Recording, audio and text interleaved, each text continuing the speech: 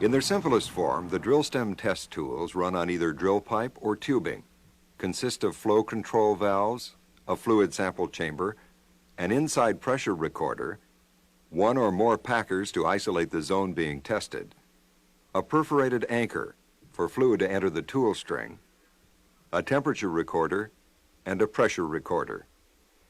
As the tools are run into the hull, the increasing hydrostatic pressure of the mud column is recorded by the pressure gauge. The tools are run into the hole with an empty drill pipe or tubing, except in those cases where a carefully designed water, diesel, or nitrogen cushion is required. When the tools reach the depth of the formation to be tested, the packer is set against the walls of the hole or casing, thereby isolating the pressure of the mud column from the pressure in the test zone. Pressure is measured at the very bottom of the tool string and also within the tool string itself, and so the gauge now will record the pressure imposed by the hydrostatic head and any squeeze pressure developed when setting the packer. A flow valve is then opened, and the formation fluids are free to flow into the low-pressure drill pipe. As fluids fill the drill pipe, the pressure increases. This is the initial flow, or pre-flow period, and is usually of short duration, typically 5 to 10 minutes.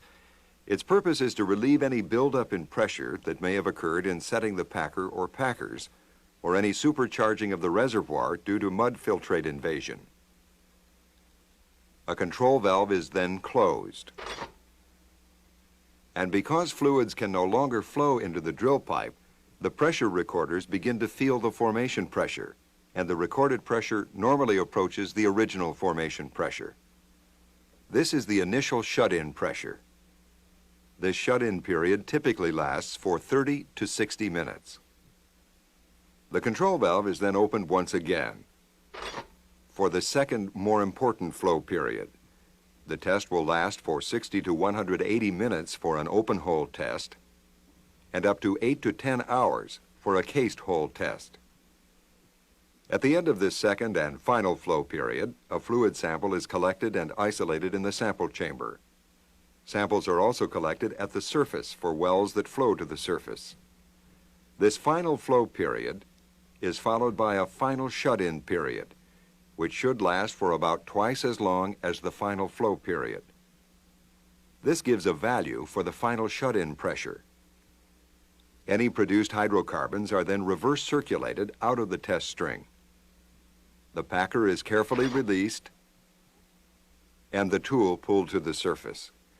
Note that the hydrostatic pressure imposed by the mud column at the bottom of the drill stem as soon as the packer is released is reduced as the tool string is pulled out of the hole.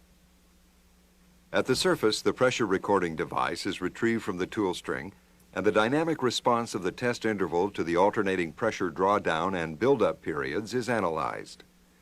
Of course, if the required information was not obtained, the test must be repeated.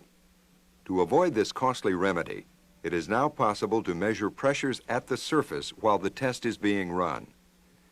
This provides immediate information on the quality of the test, an opportunity to analyze the data before the tool is retrieved, and the ability to terminate the test when sufficient data has been collected.